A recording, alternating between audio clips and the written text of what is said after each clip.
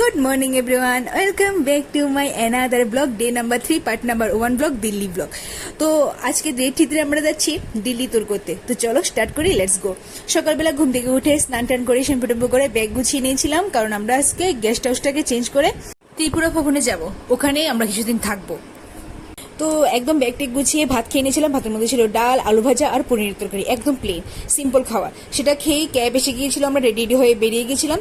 আর যাওয়ার পথে দেখছিলাম এই কি সুন্দর একটা মার্কেট, লোকাল মার্কেট, মানে আমাদের যে গেস্ট হাউসটা আছে ফ্রেন্ডস কলোনি, সেটা থেকে একটু বেরিয়েই কি সুন্দর লোকাল মার্কেট। যাই হোক, এই যে বড় বড় পিলারগুলি দেখছো সত্যিই সুন্দর, মানে সত্যি চোখ জুড়িয়ে যাওয়ার মতো আলপনা। যাই হোক, আমরা যাচ্ছিলাম, যাওয়ার পথে এই ছোট ছোট মন্দিরগুলি দেখছিলাম, জানি না কিসের মন্দির, প্রণাম করে নিলাম এমনিতে, কিছু তো একটা মন্দির হবে। আর এই যে দিল্লি একটা শহর, রাস্তার উপর ব্রিজ, তার উপর ব্রিজ, তার উপর ব্রিজ, তার সত্ত্বেও ট্রাফিক জ্যাম তো বলেই লাভ নেই। আচ্ছা যাই হোক, এই সুন্দর একটা মসজিদ দেখতে পেয়ে গেছিলাম, যেটা অনেক বড়। আই হোপ দিল্লির যে সবচেয়ে বড় মসজিদটা সেটাই হবে। এই যে তোমরা পাশে দেখতে পাচ্ছ, এটা হলো স্টেডিয়াম, যে মানে ক্রিকেট খেলা হয়, যে এসব বিভিন্ন রকমের ক্রিকেট খেলা টেলা হয়, স্টেডিয়াম। যাই হোক, এটা হলো এনআইটি কলেজ। এটা একটা কলেজ, নাম জানি না ঠিক, বলেছিল তখন, এখন ভুলে গেছি। এটা একটা মানে স্ট্যাচু, যেখানে বিভিন্ন রকম জল টল পরে লাইটিং মাইটিং হয়। সন্ধ্যাবেলায় নাকি অনেক মানুষ দেখতে আসে এই লাইটিংটা।